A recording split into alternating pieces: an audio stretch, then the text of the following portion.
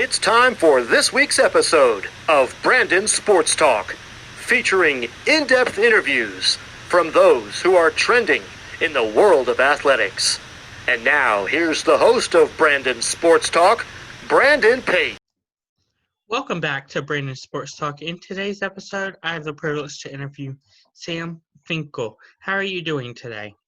Doing great. How about you, Brandon? I'm doing good. Can you talk about your time being a sports manager? So what are you referring to my time at Penn State? Yes. So I started at Penn State as a recruiting intern. So back in late 2016, early 2017. Sorry about that.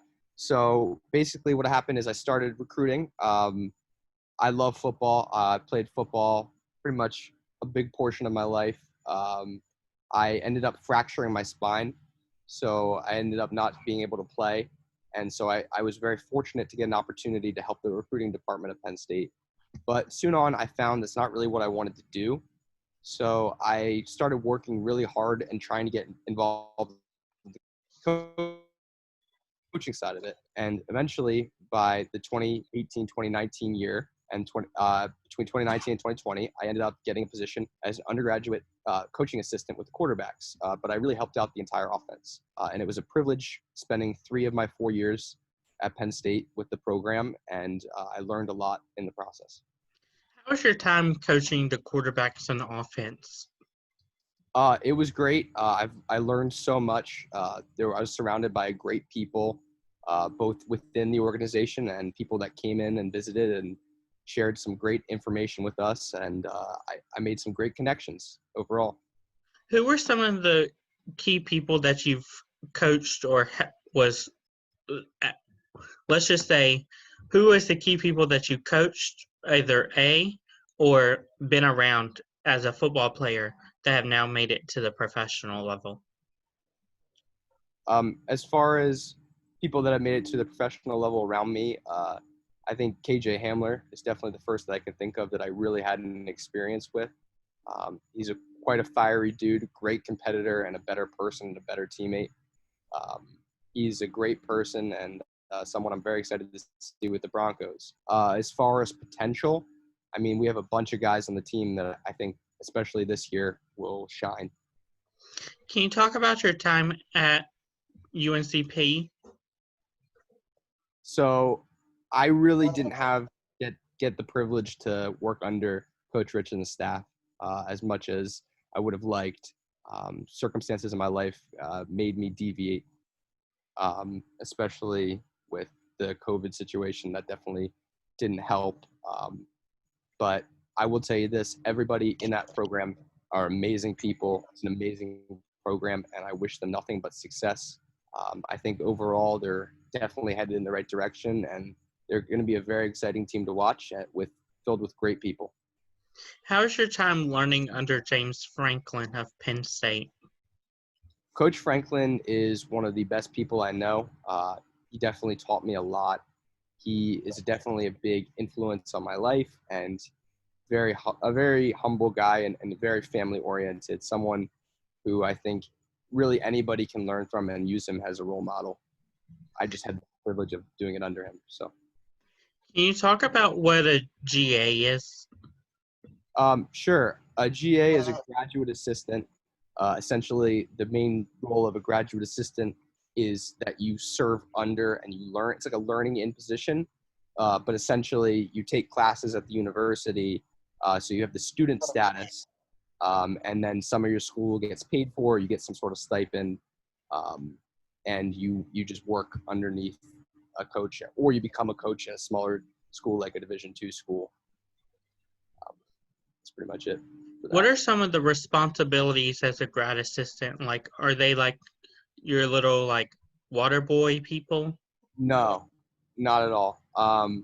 So I can really only speak to the 2 graduate assistants since I never really got to be one. The 2 that I really learned under, one I'll highlight in particular, Mark Dupuy. He's now the wide receiver coach at Old Dominion. I learned so much from him. He basically ran the show and made sure everything was running, and my job was to make sure everything was running for him. So basically, he was my liaison between the coaches and him, and I just made sure what I could take as much off his plate as possible, so they could take off as much as Franklin's plate as possible. It kind of works in that hierarchical structure.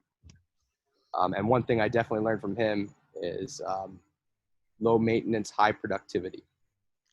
And I'll say that again: low maintenance, high productivity. What are some of your future plans when it comes to working in sports? It's a good question. I'm trying to figure that one out myself. I like to say the future is bright. I'd love to see what happens after this COVID goes away. I think it's definitely transforming the sport. But I definitely want to still be involved, and I'm just forging my own path.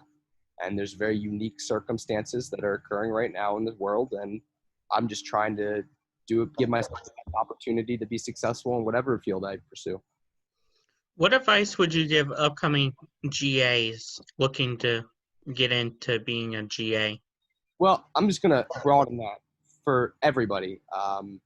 I'd say you need a relentless pursuit of excellence. You try to be as great as you can. You'll never be perfect, and that's something you need to accept. But just keep being the best version of yourself. Don't take no for an answer. Keep working your butt off.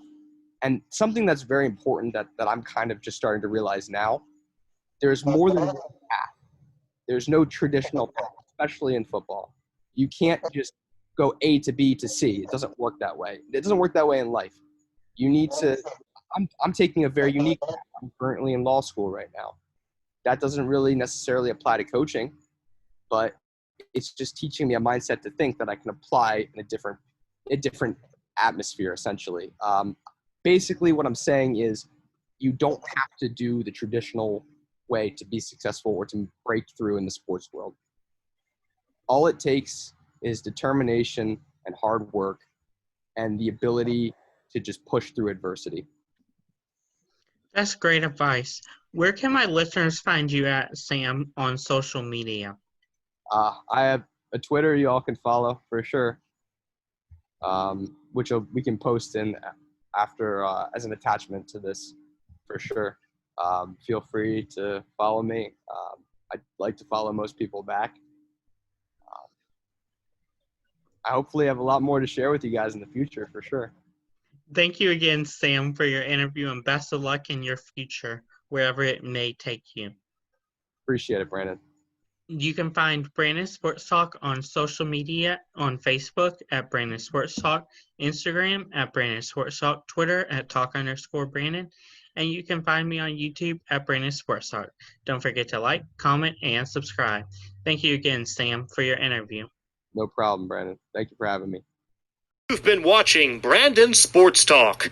Please feel free to like, share, and subscribe to Brandon Sports Talk on social media and on YouTube.